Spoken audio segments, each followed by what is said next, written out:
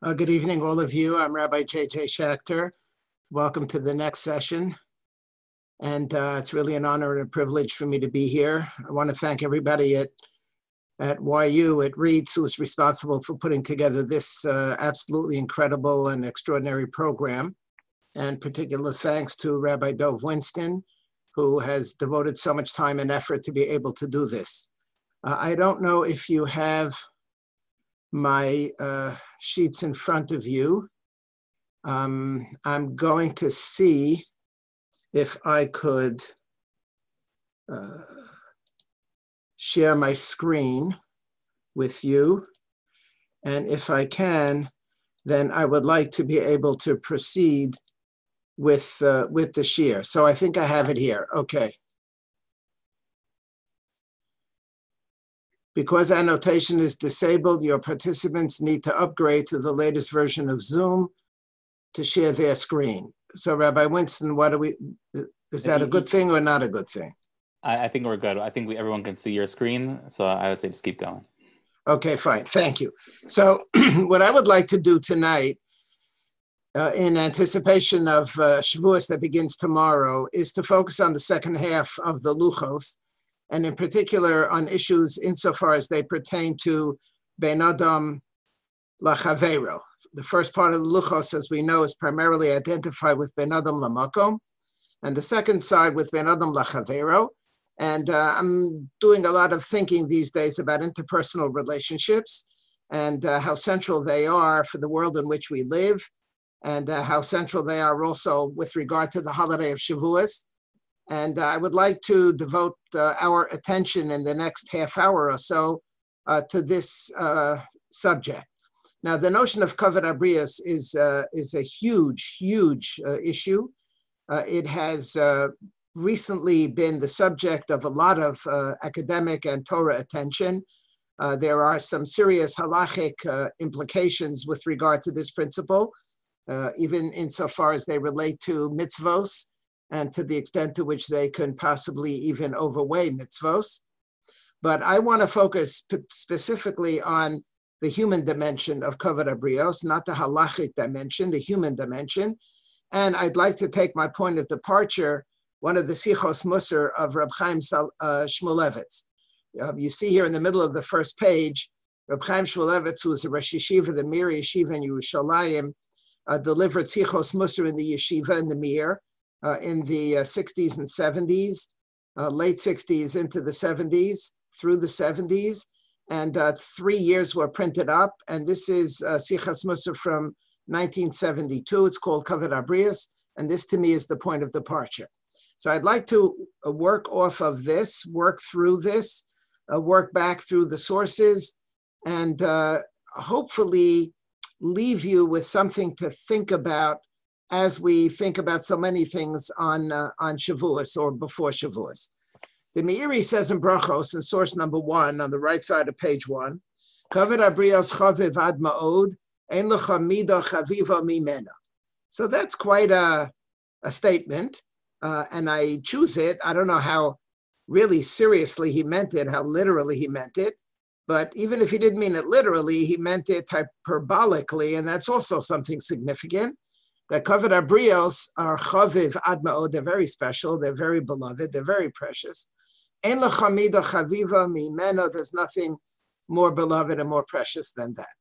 So even if it's not 100% correct in terms of its literal interpretation, ein lecha mida chaviva mimena, we might think of other things, but it certainly catapults this principle into the consciousness of all of us, and certainly on this forthcoming Yom Tiv of Shavuos, where the second half of the Luchos reflect the centrality of Ben Adam LaChavero and Kavod HaBriyos.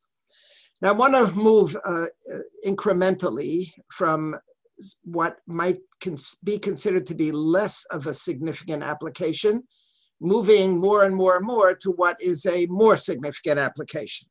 Pasuk says at the beginning of Dvarim, we hear on the left side of the first page, Ela Dvarim asher dimir Moshe al kol Yisrael be'ever Yarden. This is now the beginning of Sefer Dvarim. These are the words that Moshe shared with the Jewish people. And what follows is a long list. Bamidbar, Ba'arava, Molsov, Ben Paran, Ben Tofel, a long list. And Rashi in his commentary says that these are all places, Umana Kan, Kol HaMakomos, Shehechisu Lifnei HaMakom Bohen. These are all places, if you parse them and you look and specifically analyze and identify to what each one is referring to a place where the Jewish people angered God. Lefichach sasam esadvarim ve'eskiram beremez. And that's the reason why they're cryptic. Arava, Mol, Sof, Bein Parim, between here, between there, Love and Chatzeros. These are not geographic designations that jump out at us that we obviously recognize. So they're deliberately obfuscated, they're deliberately hidden, mipnei Kavod shel Yisrael. Since these are places where the Jews angered God, so now when Moshe is repeating and doing a retrospective, he's not going to mention them explicitly and directly and obviously. He's going to mention them beremiza, beremez. There'll be a hint, because you know what? You and I know what we're talking about. I don't have to open it up. I don't have to make it so obvious. Between us, we know what this is, and let's move on.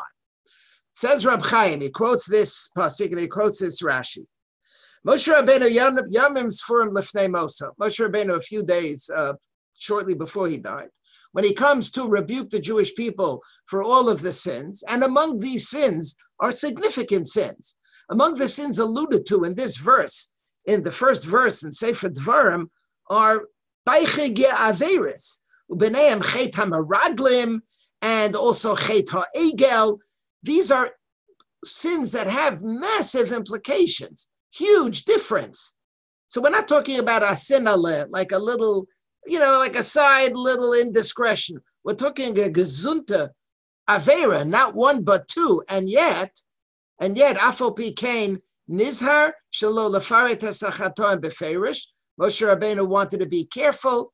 He didn't want to explicitly mention them kedei shelo levaisha, not to embarrass them. Av shahaya bezeh mishum mitzvahs tochacha. You could make a big argument for the reason why he should have been more explicit, because he wants to rebuke them. Harezem elamdenu ma gedola malas kavod ha-Beriyot v'chiyuv hazihirut bazeh. How careful we have to be with kavod ha-Beriyot. Continues Reb Chaim, another example. We know from the beginning of, now in source number 3, at the bottom of the first page, we know from the beginning of Sefer Shmuel that Elkanah had 2 wives, Chana and Penina had children, and Chana did not have children. And the pasuk says, the simple pshat of the pasuk is, V'chiasata tzarasa gam kaas. It would appear that Penina was provoking Chana.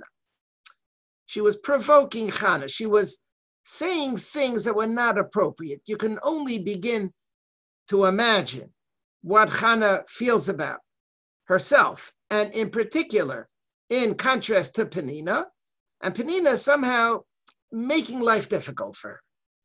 Says the Gemara in Bava Basra, Penina l'shem shamayim nischavna, that she really meant it l'shem shamayim. What does it mean that she meant it for the sake of heaven?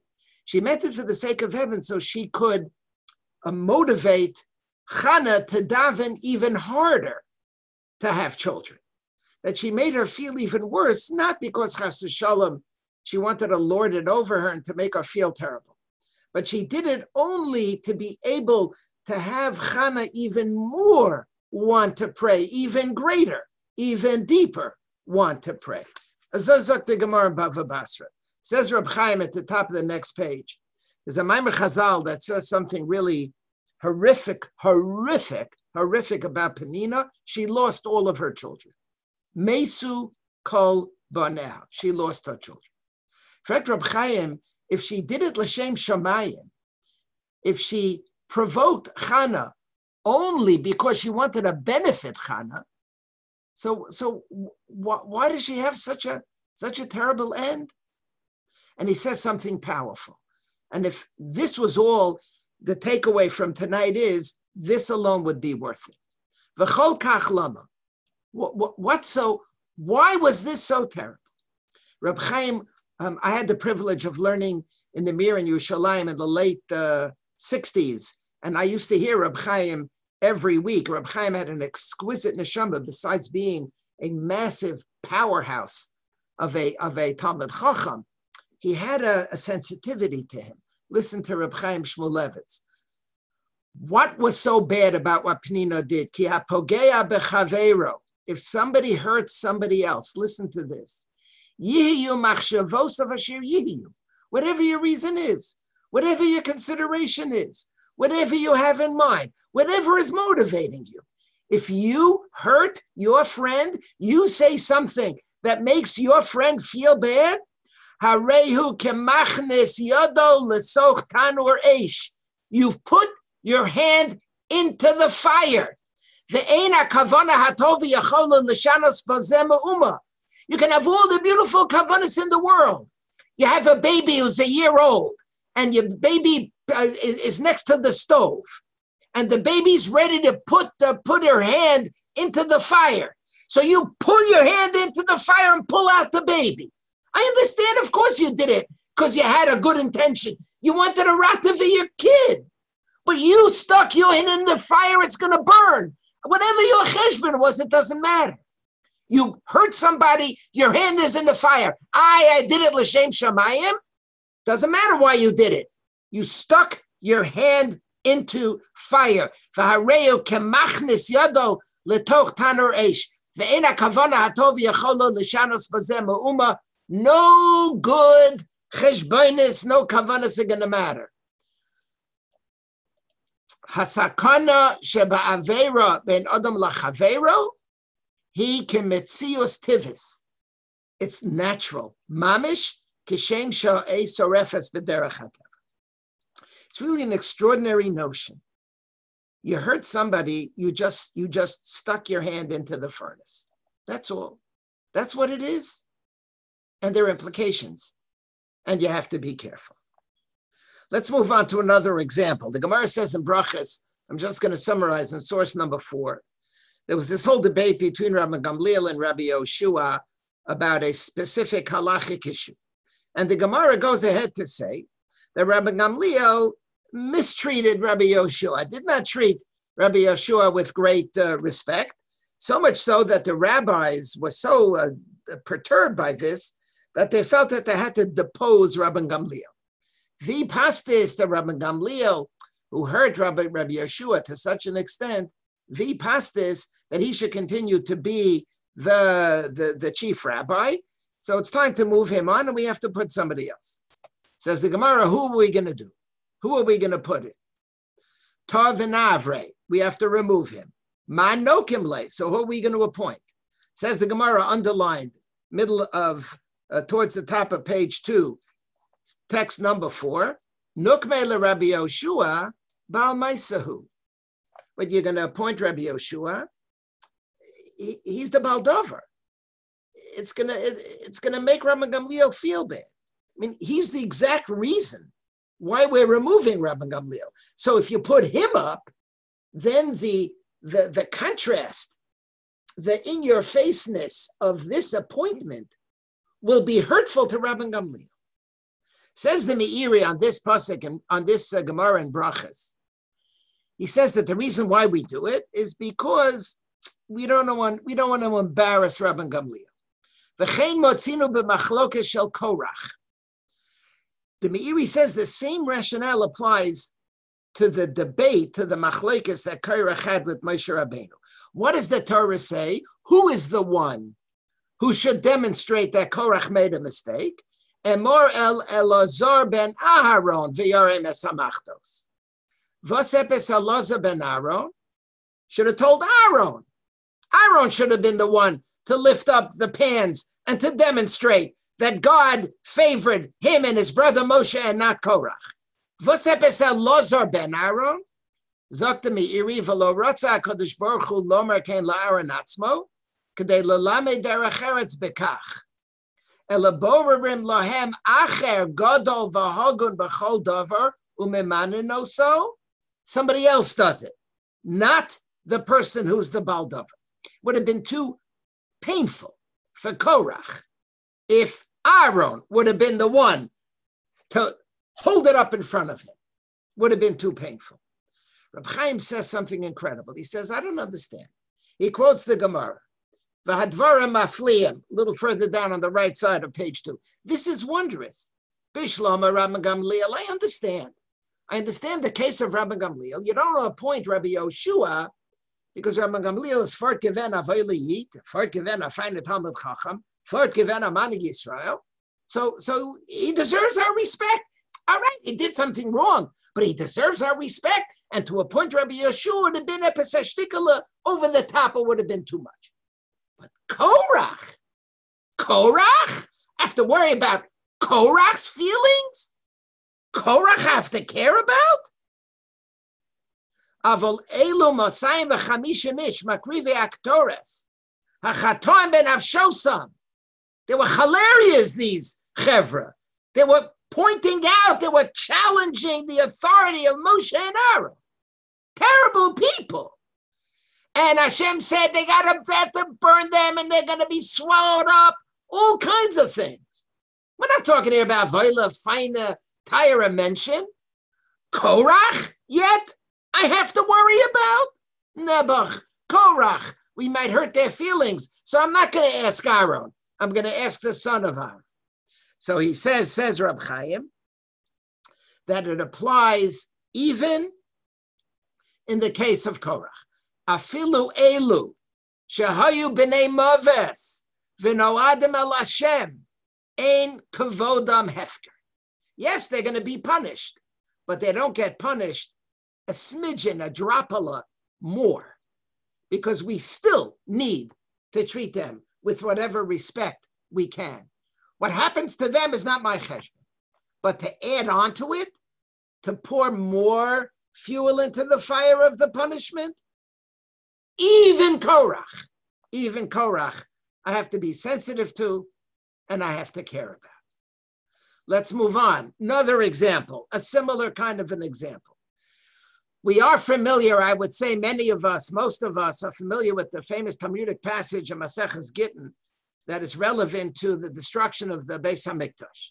The famous story in the Gemara about Kamsa and Bar Kamsa, and there's a whole, there's a party, and this one gets invited, and this one shows up, and he's the enemy, and he's embarrassed, and he ends up going to the king and telling the king, Mor dubach Yehudai.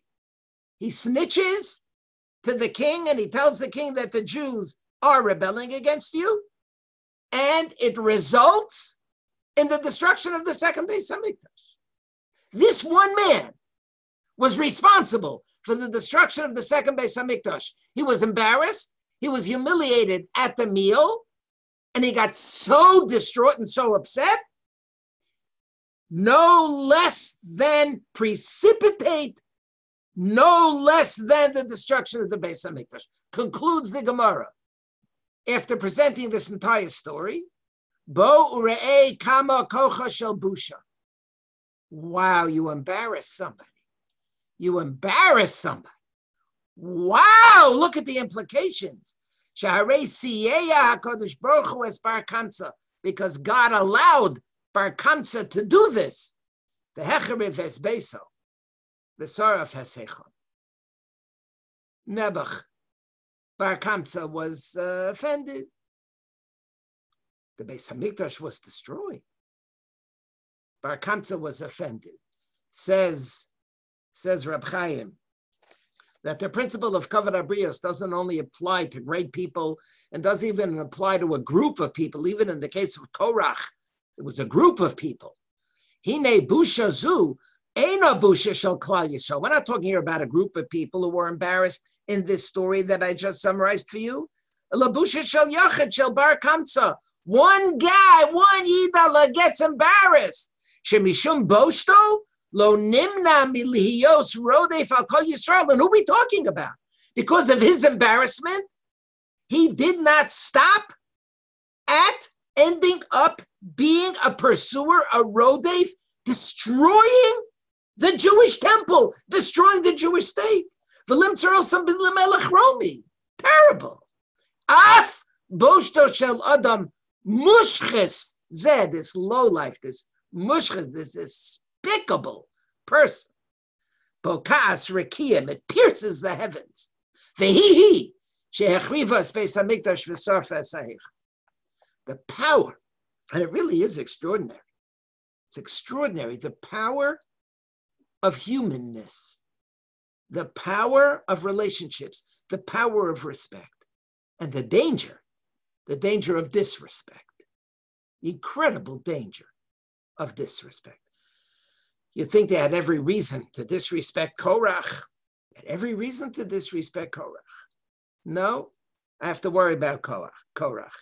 And now the pièce de résistance in Reb Chaim's Sichas Musar. When I saw this, I could not believe it. When I saw this, I had seen this Rashi, but it never registered. And I was really affected by this, deeply affected. Listen to this. Rashi says, we're now at the top of page 3 in source number 6. We're now in Parshas Balak. So we're introduced to a guy by the name of Bilam. Last I checked, Bilam was not a favorite guy. Bilam was not on our side. Yeah, I know at the beginning he was dancing around, asks Hashem, should I go, should I not go? Balak came to him to do clearly the opposite of bless the Jewish people. That's what he wanted. The opposite of blessing the Jewish people. And what ended up happening? That's what happened. He ended up doing that. And the Torah tells us a whole story about an ason, about an animal, a donkey, who stopped Bilam when he was on the way, and he goes to this side and he goes to this side, and the donkey was smarter than Bilam. In the Torah, Bilam, the great Bilam, was unable to overcome the donkey. The donkey was toe-to-toe with Bilam. Says the Medrash, quoted by Rashi, ha-Raktiha.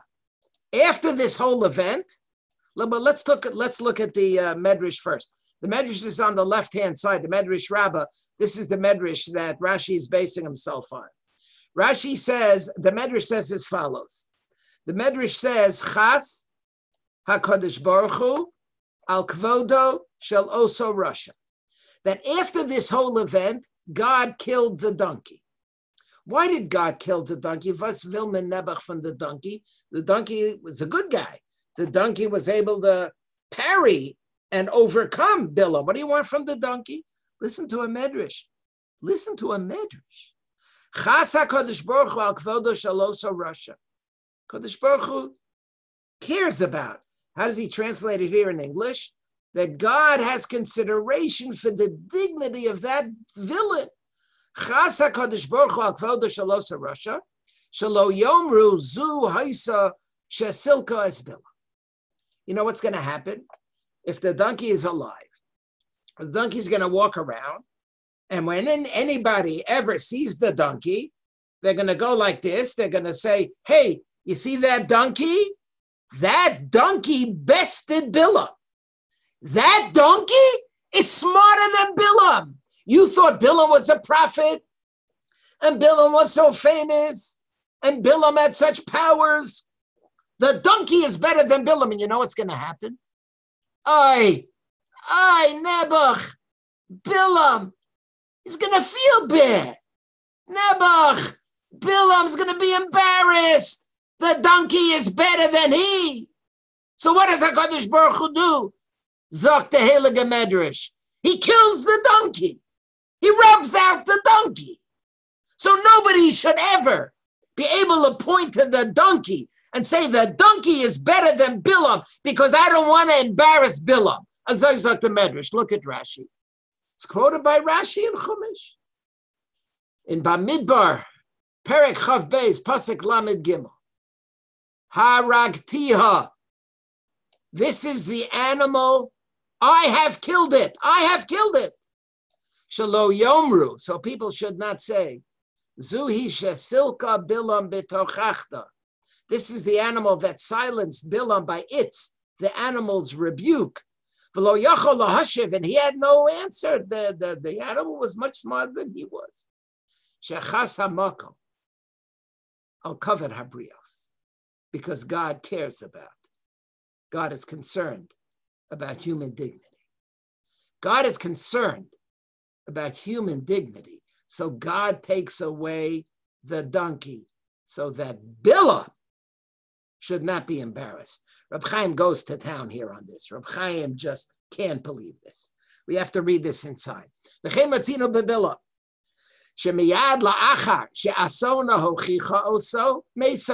Immediately after the donkey rebuked him and indicated that the donkey was smarter than he was, Mesa, the donkey died. Shalo Yomru, Zuhi Silka es Bilam bitochachta. Nobody should say, ha, ha, ha. See that? See that donkey? That's a sharp donkey. That donkey humiliated Bilam. Nobody should be able to say that. Bilam was not able to respond. Listen to Reb Chaim. Who was Bilam? Who are we talking about here? Who's Bilam? Bilam haya avi avos kol hapchisius sheba'olam. Bilam was the epitome of the biggest lowliness in the whole world. He was the master lowlife.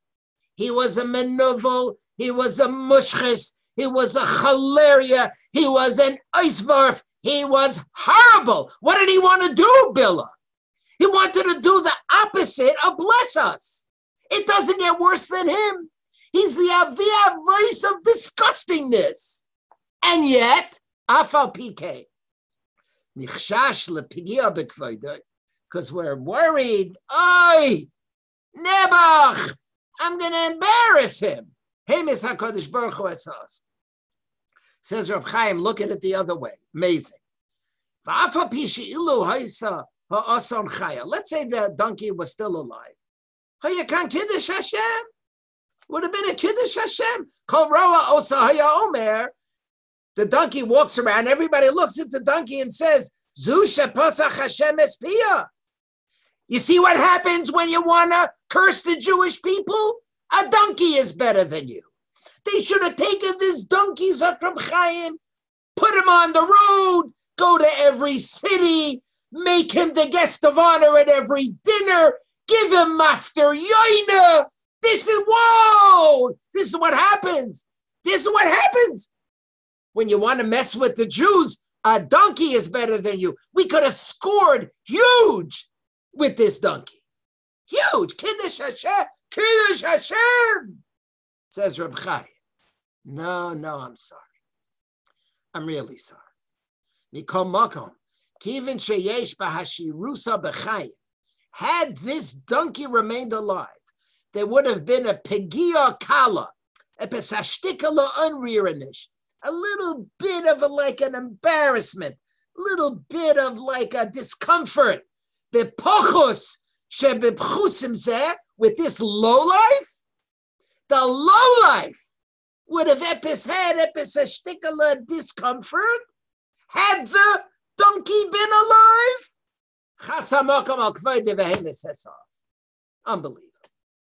Unbelievable. No, I understand that I should be concerned about Bnei Yisrael and not lay out all the names of the places where they sinned in graphic detail.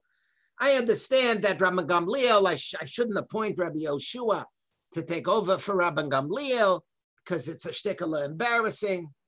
But Korach I have to worry about. And now Bilam, it's shocking. It's really shocking. Wow, could I have scored if I would have trotted this ason around? What a Musar Haskell this ason would have been. How many points I could have scored with this donkey to make it clear. This donkey, a donkey is smarter than somebody who wants to mess with the Jews. But I give it all up. Even for the pachos shebepchusim, the avi avois of all the pchisius, the biggest menuva mushchas chalaria, eisvarf lowlife Bilam. Ay, Nebuch, he's gonna feel bad. He's gonna feel bad. Okay, he's gonna feel bad. I have to worry about it. And I want to conclude with the last point that Reb Chaim made. Again, I want to just reiterate what I said at the beginning. This is a very substantial sugya that has all kinds of very powerfully important implications. But I just wanted, for this Yom Tiv, because my mood, I guess, is in the space of caring about people. This is a difficult time, and there are people who are hurting, and my focus is on people and trying to help people and care for people. So here you see such an extreme example of Kavod ha-Beriyot. Who could be as bad as Bilam? Nobody in the world is as bad as Bilam. So Kavod ha-Beriyot is really central. And Reb Chaim comes and concludes with something really beautiful. Nimtzinu lemeidim, and now at the bottom of the last page, page 3. Ad kama godol Kavod ha-Beriyot, mi godol shebigdolim, from the greatest of the great, namely Rabbi Gamliel, ad hapachos shebepchusim, to the lowest of the lowlifes, Korach and Bilah. Ask Reb Chaim, why is that so? V'chol kach lama. Why is Kavod ha-Beriyot? Why is caring about the dignity of another human being, vinish vi, whoever that human being might be, why is it? Why is it so important? Why does the Meiri say it's like the most chavit thing? Why really does it matter? Okay, it's important. I understand it's important, but ad kedei kach? And he says something remarkable. He quotes a medrash, the medrash in Vayikra Rabbah, source number 7. The medrash says on the pasuk of V'hayisa rak l'mayla. The pasuk says in Devarim Chav Ches, V'hayisa rak l'mayla, and you will be rak l'mayla. Says the medrash, God says this. Says the medrash, Unesancha Hashem l'rosh v'lo l'zonav, v'hayisa rak l'mayla v'lo tiyeh l'mata. This is in Parshas Kisavo, when they're talking about the brachas. You're going to be like rak, like just about at the top, just about at the top. Ask the Medrash Yachol Kamoni. You might think that you could be like God. God said, V'ayisa rak l'mayla. You might think that you could really reach the top like me. Talmud Lomar rak lashon miut. Therefore, the Torah says, V'hayisa rak l'mayla. It doesn't say V'hayisa l'mayla. If it would say V'hayisa l'mayla on top, you might think that we're just like God. We're as high as God. So it says, you know what? V'hayisa rak l'mayla. Like a little bit off. Not quite at the top. Second pasuk, Kedoshim tiyu. Kedoshim tiyu. You should be holy. Famous pasuk at the beginning of Parshas Kedoshim.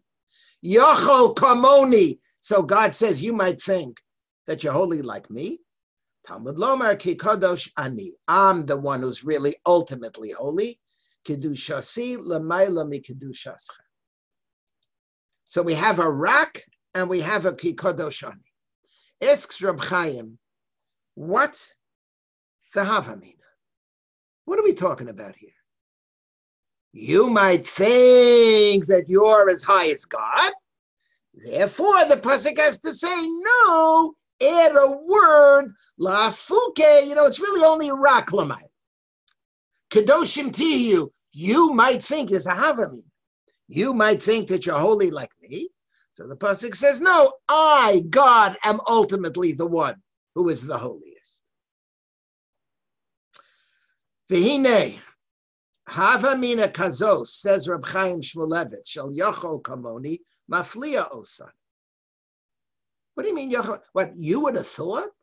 You would have potentially entertained a possibility that we could be as great as God? What are you talking about? What are you talking about? He says, you know what? Amazing. V'hainu, you know why we can't imagine such a havamina? Mishum she'ein anu yodim umakirim begadlus ha'adam. We don't know how great we are. We don't know the power of a human being. We don't know what we could accomplish. We don't know what heights we could reach. We don't know that. But Chazal knew that. And therefore, Taka, there was a Havamina. It's not a maskana. Of course, it's not a maskana. We're not as great as God.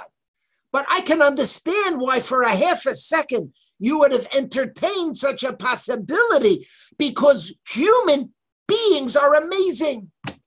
Because human beings have tremendous koiches and tremendous powers. The reason why we don't accomplish as much as we can accomplish is because we lack the confidence, because we don't think that we can accomplish. We underestimate our abilities. We underestimate the heights to which we can reach. And because a human being is blessed with such greatness, ad kidei kach, that there's a havamina, and that I need an extra word to say, no, you're not like God. Human beings have such tremendous, tremendous powers.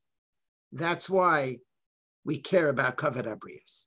That's why we care about other human beings. And that's why the second half of the Luchos is so centrally important. So it's obvious to us on the holiday of Shavuos, it's about Ben Adam Lamakom, and God gave us the Torah, and we're focused on our relationships with God, of course. But I want to underscore and highlight also simultaneously the power of appreciation of another human being. And maybe that is particularly centrally important to us these days, when we need to be thinking not only about our relationship with God, but what can we do to help people who are struggling deeply during this time, struggling with fear, struggling with health, struggling with economic challenges, struggling with distance. There's so many, many factors that people are struggling with. What can we do to try to be able to help them as best as possible? I wish all of you a Freilich and Erev Yom Tov. I want to thank once again Yeshivas Rabbeinu Yitzchak Elchanan for putting this together. It's amazing how many of you are on and have joined. And we should have a meaningful Yom Tov. We should have a healthy Yom Tov.